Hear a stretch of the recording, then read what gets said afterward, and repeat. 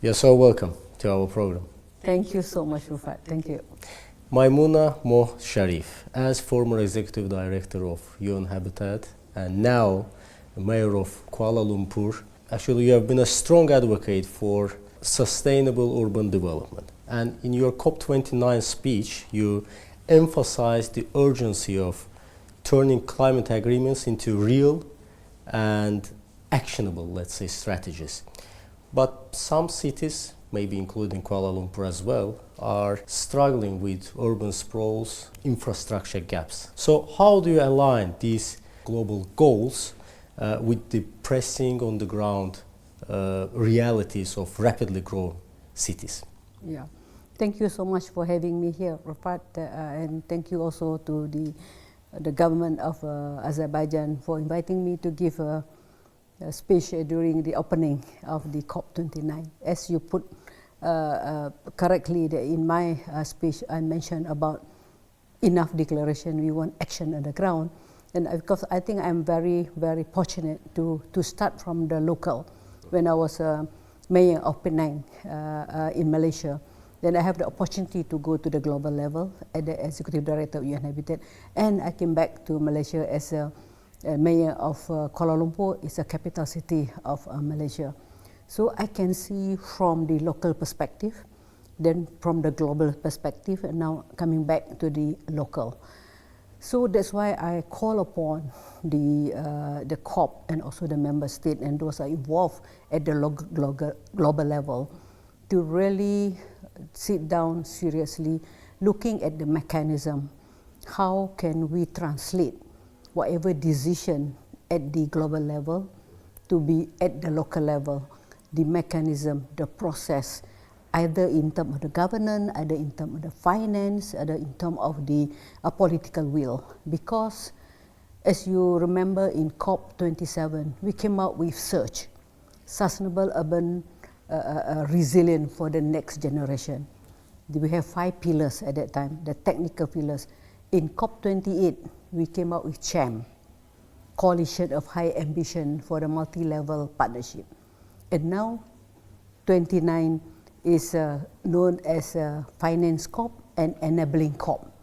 So as you put it rightly, Kuala Lumpur and my city, we are struggling also for the climate change issues or challenges. For example, like flooding.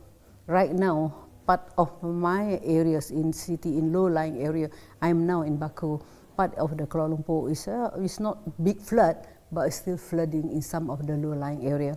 So that's my call, is that how can the meeting at COP every year, and next year will be COP30, that we can come out with a certain, I really hope that the outcome of the COP29 will see the real action, that we can translate all this negotiation and trickle down to the local level, for example, like Kuala Lumpur or any other part of the city, especially in the global south, which really need a lot of assistance. At the same time, we are I think the least contributor to the climate change, but we are the most vulnerable communities, vulnerable areas. For example, like many cities, I have the opportunity to go to Africa to see that in terms of the planning, in terms of the governance, are still lacking. But I'm very, very fortunate to be in Kuala Lumpur, where we have the planning and also the governance intact. But we still need, as you said, that even Kuala Lumpur, we are experiencing sprawl, urban sprawl, and urbanization. That's why I came back. I just been 2 months, and within that 2 months, I make a statement and a policy in Kuala Lumpur that we have to follow plan-led development, meaning that it's not sprawling everywhere, but we have to have a plan. That's why that is my call, and I'm doing it now because I'm just being appointed as a mayor on the 15th of August this year. Yeah. Actually, you have just shared your own experience, starting from local, then going global, and going back again to local, let's say, ecosystem.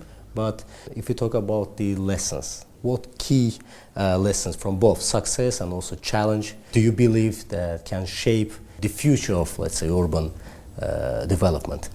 Yeah, the lesson learned that at the global level, I realized that we formulate the policy. They call it the normative part of the system, meaning that the global policy, global declaration, and global agreement. And when I was at the Executive Director of UN Habitat, we formulate this global policy.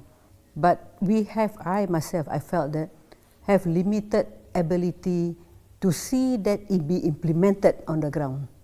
There are many, because we need to convince the national government, we need to convince the regional government, we need to convince the local government to accept or to implement our global policy.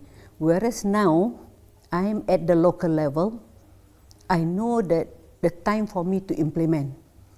But the challenges is that certain areas, certain cities, we lack of capacity. Capacity here is not only funding, but also expertise. And sometimes lack of capacity in terms of the governance.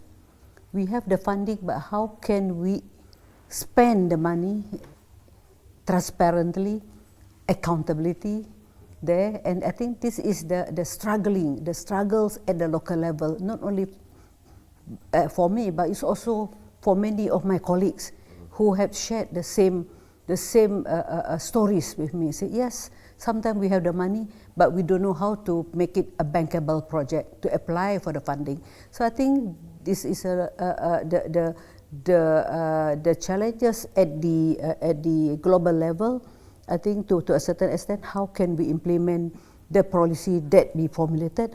But the challenges at the local level is that yes, we know what we want, but sometimes we have lack of access to the technical, to the new innovation, at the same time to the funding. Madam Sharif, in your opinion, in your view, can cities like Kuala Lumpur leverage both hard power and also soft power to create meaningful shifts toward sustainability? Definitely, the answer is yes. Because I feel that from my experience as an executive director, I travel quite a lot. And I've realized that Kuala Lumpur is far much better than, comparatively, than many other cities. We have the software, we have the hardware. What I mean by the software is that we have the tools, we have the infrastructure, we also have the rules and regulation, we have the acts, we have the Climate Action Act, we have the low carbon emission policy, we also have to a certain extent, compared to other third developing countries, we have the funding. And then we also have the hardware, meaning that the people and the expertise in Kuala Lumpur. Definitely, I would say that comparatively with other cities, Kuala Lumpur can transform. And I'm as a mayor, I would like to see something good happening and in Kuala Lumpur soon within my tenure. Thank you very much for being with us. Thank you so much. Thank you.